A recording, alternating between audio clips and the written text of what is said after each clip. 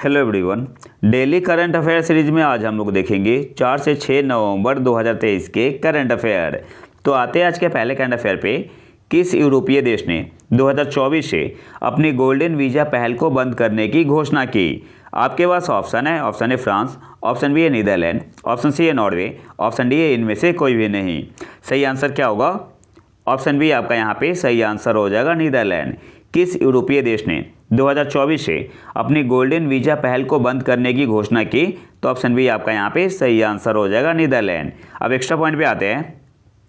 Indonesia विदेशी निवेशकों को आकर्षित करने और अपनी अर्थव्यवस्था को बढ़ावा देने के लिए गोल्डन वीज़ा कार्यक्रम शुरू किया है। तो आपसे एग्जाम में क्वेश्चन पूछ सकता है कि किस आसियान कंट्री ने विदेशी निवेशकों को आकर्षित करने और अपनी अर्थव्यवस्था को बढ़ावा देने के लिए गोल्डन वीज़ा कार्यक्रम शुरू किया? तो आंसर क्या होगा? इंडोनेशिया ने। और इंडोनेशिया ने अपना पहला गोल्डन वीज़ा किसे प्रदान किया है? तो सैम अल्टमैन को। और सैम अल्टमैन कौन है? किसे दिया है? सैम अल्टमैन को। और सैम अल्टमैन कौन है? ओपन एआई के मुख्य कार्यकारी अधिकारी, चैट जीपीटी के निर्माता और वर्ल्ड कॉइन के सह संस्थापक है। अगले क्वेश्चन पे आते हैं। भारत ने हाल ही में नवंबर 2023 में किस देश के साथ मोबिलिटी एंड माइग्रेशन एग्रीमेंट पर हस्ताक्षर किए हैं? आपके पास ऑप्शन है। Option A Italy, option B है France, option C Australia, option D है यूएसए। सही आंसर क्या होगा? ऑप्शन ए आपका यहाँ पे सही आंसर होगा, इटली। भारत ने हाल ही में नवंबर 2023 में किस देश के साथ मोबिलिटी एंड माइग्रेशन एग्रीमेंट पर हस्ताक्षर किए हैं? तो ऑप्शन ए आपका यहाँ पे सही आंसर हो जाएगा, इटली। और हाँ, चैनल को सब्सक्राइब जरूर कर ले। अगले क्वेश्चन पे आते हैं। दक्षिण पूर्व एशिया में विश्व स्वास्थ्य संगठन के क्षेत्रीय निदेशक के रूप में 5 वर्षों तक इसका नेतृत्व करने के लिए कौन तैयार है? आपके पास ऑप्शन है। Option A Shambhu Prasad Acharya, option B है गीता मुखर्जी, ऑप्शन सी है शमीम बानो, ऑप्शन डी है साइमा वाजेद। सही आंसर यहाँ पे क्या होगा? ऑप्शन डी आपका यहाँ पे सही आंसर होगा, साइमा वाजेद। दक्षिण पूर्व एशिया में विश्व स्वास्थ्य संगठन के क्षेत्रीय निदेशक के रूप में 5 वर्षों तक इसका नेतृत्व करने के लिए कौन तैयार है? तो ऑप्शन डी आपका यहाँ पे सही आंसर होगा, साइमा वाजेद। अच्छा, साइमा वाजेद कौन है? बांग्लादेश के प्राइम मिनिस्टर की बेटी है। और आपको कमेंट बॉक्स में बताना है कि बांग्लादेश की प्राइम मिनिस्टर कौन है। और ये मोस्ट इंपॉर्टेंट क्वेश्चन है। इसके अलावा आपको क्या याद रखना है, जो इंपॉर्टेंट पॉइंट है देख लेते हैं। इन्होंने हराया किसे? C secured 8 out of 10 vote against Shambhu Prasad Acharya. Shambhu Prasad Acharya को इन्होंने डिफीट किया। शंभू प्रसाद आचार्य कौन से देश से है? नेपाल से है। इसके अलावा ये सक्सीड करेगी पूनम खेत्रपाल सिंह को। और पूनम खेत्रपाल सिंह के बारे में आपको याद रखना है, यह पहली महिला थी जो WHO regional director for south east Asia बनी थी। कौन से ईयर में? 2014 में। और इंडियन नेशनल थी। अगले क्वेश्चन पे आते हैं। वैश्विक सांस्कृतिक समझ ग्लोबल कल्चरल अंडरस्टैंडिंग के लिए 2023 ब्रिटिश अकादमी पुस्तक पुरस्कार का विजेता किसे नामित किया गया है? आपके पास ऑप्शन है। ऑप्शन है ऋचा मुखर्जी, ऑप्शन बी है नंदिनी दास, ऑप्शन सी है अभिलाषा वर्मा, ऑप्शन डी है श्वेता जायसवाल। सही आंसर क्या होगा? ऑप्शन बी आपका यहाँ पे सही आंसर होगा, नंदिनी दास। वैश्विक सांस्कृतिक समझ के लिए 2023 ब्रिटिश अकादमी पुस्तक पुरस्कार का विजेता किसे नामित किया गया है? तो ऑप्शन बी आपका यहाँ पे सही आंसर होगा, नंदिनी दास। और बुक का नाम क्या है? तो बुक का नाम है कोटिंग इंडिया। अगले क्वेश्चन पे आते हैं। किस संगठन की एक नई आउटलुक रिपोर्ट के अनुसार अप्रैल 2024 तक 18 हंगर हॉटस्पॉट में तीव्र खाद्य असुरक्षा की स्थिति खराब होने की संभावना है? तो इस आउटलुक रिपोर्ट को दिया किसने है? आपके पास ऑप्शन है। ऑप्शन है FAO, ऑप्शन बी है world food programme WFP, option C है both A and B, option D है इनमें से कोई भी नहीं, नन ऑफ दीज। सही आंसर यहाँ पे क्या होगा? ऑप्शन सी आपका यहाँ पे सही आंसर हो जाएगा, बोथ ए एंड बी। किस संगठन की एक नई आउटलुक रिपोर्ट के अनुसार अप्रैल 2024 तक 18 हंगर हॉट स्पॉट में तीव्र खाद्य असुरक्षा की स्थिति खराब होने की संभावना है? तो इस आउटलुक रिपोर्ट को दिया किसने है? FAO एंड WFP ने। तो ऑप्शन सी आपका यहाँ पे सही आंसर होगा। और सबसे खराब जो हालत है 4 अफ्रीकन कंट्री में है। कौन कौन? बुर्किना फासो, माली, साउथ सूडान और सूडान में। अगले क्वेश्चन पे आते हैं। बेंगलुरु में इंडिया मैन्युफैक्चरिंग शो का उद्घाटन किसने किया? आपके पास ऑप्शन है, option A Rajnath Singh, option B है नरेंद्र मोदी, ऑप्शन सी है अमित शाह, ऑप्शन डी है द्रौपदी मुर्मू। सही आंसर क्या होगा? ऑप्शन ए आपका यहाँ पे सही आंसर हो जाएगा राजनाथ सिंह। बेंगलुरु में इंडिया मैन्युफैक्चरिंग शो का उद्घाटन किसने किया? तो ऑप्शन ए आपका यहाँ पे सही आंसर हो जाएगा, सही आंसर हो जाएगा राजनाथ सिंह। इसके अलावा आपको क्या याद रखना है, जो इंडिया मैन्युफैक्चरिंग शो है इसे ऑर्गेनाइज किया गया था, jointly organise by Laghu Udyog Bharati and IMS foundation and supported by department of defence production, ministry of defence. और इसका सेंट्रल थीम क्या था? जो इंडिया मैन्युफैक्चरिंग शो हुआ बेंगलुरु में, इसका सेंट्रल थीम था make in India make for the world. और ये इंपॉर्टेंट है, सबसे इंपॉर्टेंट पॉइंट है।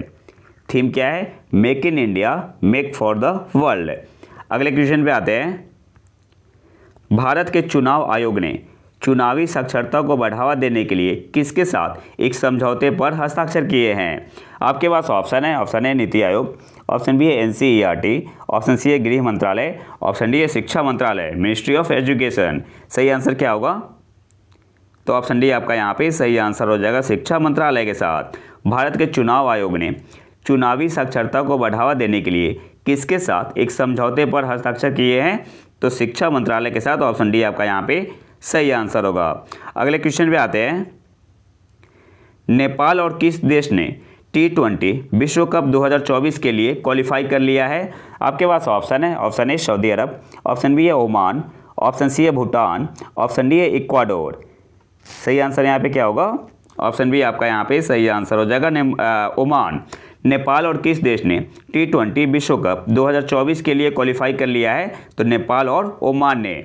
ऑप्शन बी आपका यहाँ पे सही आंसर होगा। अगले क्वेश्चन पे आते हैं।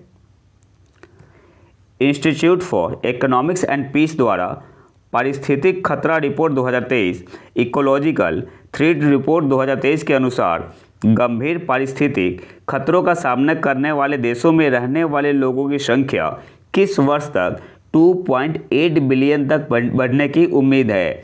आपके पास ऑप्शन है, ऑप्शन ए 2045 तक, ऑप्शन बी है 2055, ऑप्शन सी है 2050 तक, ऑप्शन डी है 2060 तक। सही आंसर यहाँ पे क्या होगा? ऑप्शन सी आपका यहाँ पे सही आंसर हो जाएगा 2050 तक। तो आपको यहाँ से याद क्या रखना है? सबसे पहले इकोलॉजिकल थ्रेट रिपोर्ट 2023 किसने दिया? तो Institute for Economics and Peace ने। और इसके अनुसार गंभीर पारिस्थितिक खतरों का सामना करने वाले देशों में रहने वाले लोगों की संख्या किस वर्ष तक 2.8 बिलियन तक बढ़ने की उम्मीद है? तो ऑप्शन सी आपका यहाँ पे सही आंसर हो जाएगा 2050 तक। और इस टाइप के क्वेश्चन स्टेट पी से पूछती है या UPSC। अगले क्वेश्चन पे आते हैं। कौन सा देश integral field ultraviolet spectroscope experiment से जुड़ा है? आपके पास ऑप्शन है, option A USA, option B है UAE, ऑप्शन सी है UK, ऑप्शन डी है चीन। सही आंसर यहाँ पे क्या होगा? ऑप्शन ए आपका यहाँ पे सही आंसर हो जाएगा USA, अमेरिका। कौन सा देश integral field ultraviolet spectroscope experiment से जुड़ा है? तो ऑप्शन ए आपका यहाँ पे सही आंसर हो जाएगा USA। और यहाँ से जो सबसे इंपॉर्टेंट पॉइंट है आपको क्या याद रखना है, आपसे इन्फ्यूज का फुल फॉर्म पूछ सकता है। तो क्या होगा? Integral field ultraviolet spectroscope experiment. अब इसे थोड़ा डिटेल में देख लेते हैं। नासा ने सिग्नस लूप में एक स्टेलर इवेंट तारकीय घटना का अध्ययन करने के लिए एक नया साउंडिंग रॉकेट लॉन्च किया जो 20,000 साल पहले हुआ एक सुपरनोवा अवशेष है। और सिग्नस जो है, सिग्नस लूप यह पृथ्वी से कितनी दूरी पे है? तो 2600 लाइट ईयर। ये भी आपको याद रखना है। और इस साउंडिंग रॉकेट मिशन का नाम क्या है? इन्फ्यूज। और इन्फ्यूज का मतलब क्या हुआ? Integral field ultraviolet spectroscope experiment. अगले क्वेश्चन पे आते हैं। चेन्नई में इंडियन रेसिंग फेस्टिवल में भारत की पहली F4 चैंपियनशिप किसने जीती? आपके पास ऑप्शन है, option A Roshan Rajeev, option B Akshay Bohra, option C है शाहान अली मोहसिन, ऑप्शन डी है इनमें से कोई भी नहीं। सही आंसर यहाँ पे क्या होगा? ऑप्शन बी आपका यहाँ पे सही आंसर हो जाएगा, अक्षय बोहरा। चेन्नई में इंडियन रेसिंग फेस्टिवल में भारत की पहली F4 चैंपियनशिप किसने जीती? तो ऑप्शन बी आपका यहाँ पे सही आंसर हो जाएगा, अक्षय बोहरा ने। और अक्षय बोहरा UK से है। अगले क्वेश्चन पे आते हैं।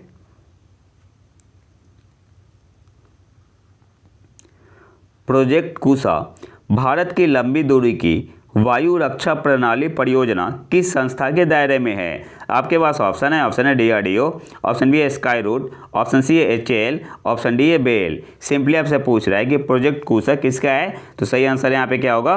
ऑप्शन ए आपका यहाँ पे सही आंसर हो जाएगा DRDO। इसके अलावा आपको क्या याद रखना है, सबसे पहले प्रोजेक्ट कुशा क्या है, तो भारत की लंबी दूरी की वायु रक्षा प्रणाली परियोजना है। तो ऐसे भी आपसे एग्जाम में पूछ सकते हैं कि प्रोजेक्ट कुशा क्या है और ये किस संस्था के दायरे में है, तो DRDO के। ऑप्शन ए आपका यहाँ पे सही आंसर होगा। अगले क्वेश्चन पे आते हैं। अच्छा, एक चीज़ और यहाँ से याद रखना है आपको, यह कब तक जो प्रोजेक्ट कुशा है कब तक तैयार हो जाएगा, तो भारत 2028 से 29 तक अपनी लंबी दूरी की वायु रक्षा प्रणाली को परिचालन में तैनात करने की राह पर है। कब से कब तक? 2028 से 29 तक हो जाएगा। इस स्वदेशी प्रणाली को 350 किलोमीटर तक की दूरी पर स्टील्थ लड़ाकू विमानों, ड्रोनों, क्रूज मिसाइलों और सटीक निर्देशित हथियारों सहित खतरों की एक विस्तृत श्रृंखला का पता लगाने और नष्ट करने के लिए डिजाइन किया गया है। अगले क्वेश्चन पे आते हैं। सतर्कता जागरूकता सप्ताह 2023 विजिलेंस अवेयरनेस वीक 2023 का विषय क्या है? आपके पास ऑप्शन है eliminate corruption save country, option B है less corruption more growth, option C है say no to corruption commit to the nation, option D है इनमें से कोई भी नहीं। सही आंसर क्या होगा? ऑप्शन सी आपका यहाँ पे सही आंसर होगा, say no to corruption commit to the nation. Hindi में क्या बोलेंगे? भ्रष्टाचार का विरोध करे और राष्ट्र के प्रति समर्पित रहे।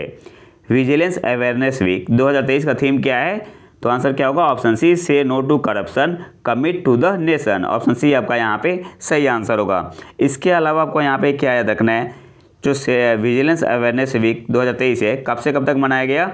30 अक्टूबर से 5 नवंबर 2023 तक।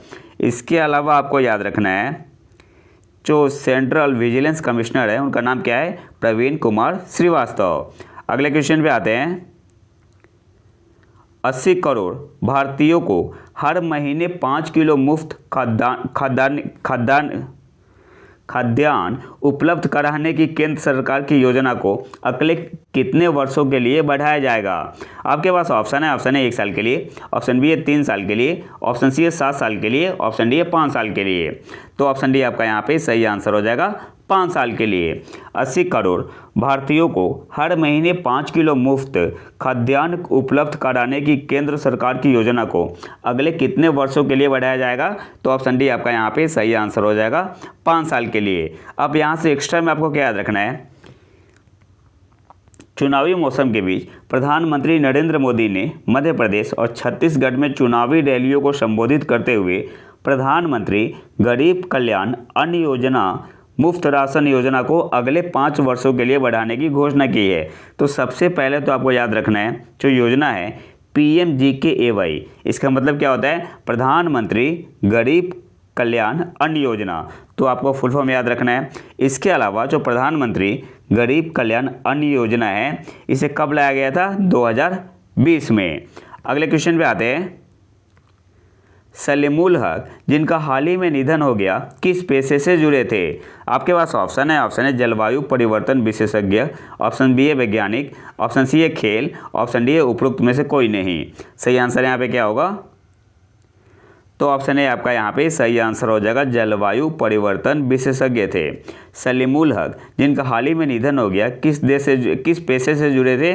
तो ऑप्शन ए आपका यहाँ पे सही आंसर हो जाएगा, जलवायु परिवर्तन विशेषज्ञ। और कौन से कंट्री से थे? बांग्लादेश से। अगले क्वेश्चन पे आते हैं। किस कंपनी ने भारत में लैपटॉप निर्माण में तेजी लाने के लिए 8 इलेक्ट्रॉनिक्स विनिर्माण सेवा कंपनियों और मूल डिजाइन निर्माताओं के साथ सहयोग की घोषणा की है? आपके पास ऑप्शन है सैमसंग, ऑप्शन बी है इंटेल, ऑप्शन सी है डेल, ऑप्शन डी है इनमें से कोई भी नहीं, नन ऑफ दीज। सही आंसर यहाँ पे क्या होगा? ऑप्शन बी आपका यहाँ पे सही आंसर हो जाएगा, इंटेल। किस कंपनी ने भारत में लैपटॉप निर्माण में तेजी लाने के लिए 8 इलेक्ट्रॉनिक्स विनिर्माण सेवा कंपनियों और मूल डिजाइन निर्माताओं के साथ सहयोग की घोषणा की है? तो ऑप्शन बी आपका यहाँ पे सही आंसर हो जाएगा, इंटेल ने। अगले क्वेश्चन पे आते हैं। हाल ही में दूसरे रोहिणी नैयर पुरस्कार से किसे सम्मानित किया गया? आपके पास ऑप्शन है Dinanath Rajput, option B Akshay Kumar, option C है शमशाद आलम, ऑप्शन डी है सुरेश रैना। सही आंसर यहाँ पे क्या होगा? ऑप्शन ए आपका यहाँ पे सही आंसर होगा दीनानाथ राजपूत। हाल ही में दूसरे रोहिणी नैयर पुरस्कार से किसे सम्मानित किया गया? तो ऑप्शन ए आपका यहाँ पे सही आंसर हो जाएगा दीनानाथ राजपूत को। अब थोड़ा डिटेल में देख लेते हैं। ग्रामीण विकास में उत्कृष्ट योगदान के लिए दूसरा रोहिणी नैयर पुरस्कार इंजीनियर से सामाजिक कार्यकर्ता बने दीनानाथ राजपूत को बस्तर छत्तीसगढ़ में आदिवासी महिलाओं को सशक्त बनाने के उनके काम के लिए प्रदान किया गया। किसे? दीनानाथ राजपूत को। और इन्होंने किया क्या था? तो छत्तीसगढ़ में आदिवासी महिलाओं को सशक्त बनाया था। अगले क्वेश्चन पे आते हैं। कौन सा देश अंतर्राष्ट्रीय सौर गठबंधन का नया सदस्य बन गया है? आपके पास ऑप्शन है केन्या, ऑप्शन बी है कनाडा, ऑप्शन सी है चिली, ऑप्शन डी है इनमें से कोई भी नहीं। सही आंसर क्या होगा? ऑप्शन सी आपका यहाँ पे सही आंसर हो जाएगा चिली। कौन सा देश अंतर्राष्ट्रीय सौर गठबंधन का नया सदस्य बन गया है? तो ऑप्शन सी आपका यहाँ पे सही आंसर हो जाएगा चिली। और एक कौन से नंबर का मेंबर बना है? तो 95 नंबर का है, 95वें नंबर का। इसके अलावा आपको याद रखना है जो इंटरनेशनल सोलर अलायंस है ये जॉइंट एफर्ट है किसका? 2 कंट्री का है, इंडिया और फ्रांस का। और अभी इंटरनेशनल सोलर अलायंस के डीजी कौन है? Director general. तो उनका नाम है अजय माथुर, अजय माथुर। अगले क्वेश्चन पे आते हैं।